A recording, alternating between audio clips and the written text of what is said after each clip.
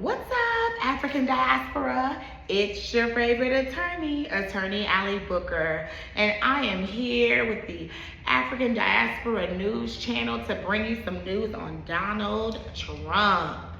Now, we know that Trump has been freshly indicted with new charges.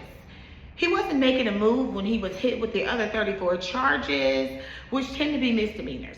Those charges came from New York.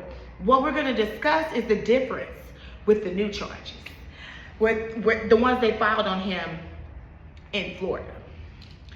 So originally he was charged 34 counts with, and technically they should be misdemeanors. They were pled as felonies because of his rank. The argument is that he was paying hush money to different people for different things to cover up criminal acts that he had committed. Again, these are usually misdemeanors. They were charged as felonies because of his rank.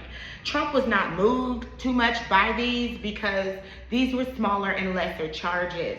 And although they were brought by the state of New York and within New York, and it was so many of them, because of the amount and the way that the charges were stacked, they're not easily beatable, but you have to look at compensability.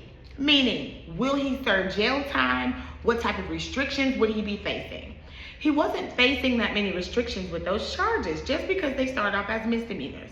And if his attorneys are able to attack those cases in the proper manner, they can get them back down to misdemeanors, and or he can enter into deals with these cases and it won't really harm him at all, especially if he's elected, because you have to think about it.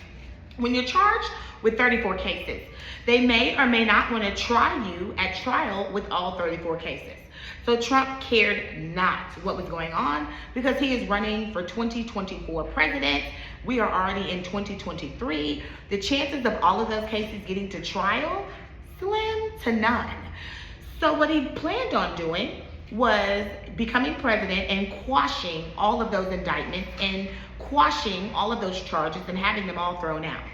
The difference with the new charge is that he's been indicted in Florida on something that has to deal with spying, okay? The term that we use for things that have to do with spy activity is espionage.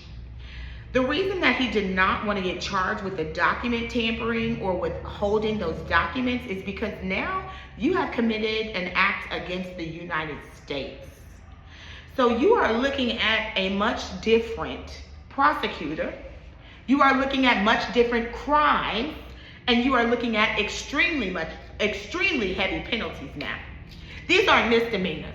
These are felonies, and it's against the peace and dignity of the United States. And we all know what happens when they accuse you of espionage. Let's just look at Wyclif's friend, okay? And Lauryn Hill's homeboy, Price. And I use that term loosely because it's a joke. We all know the Fugees broke up, and Price was one of the Fugees.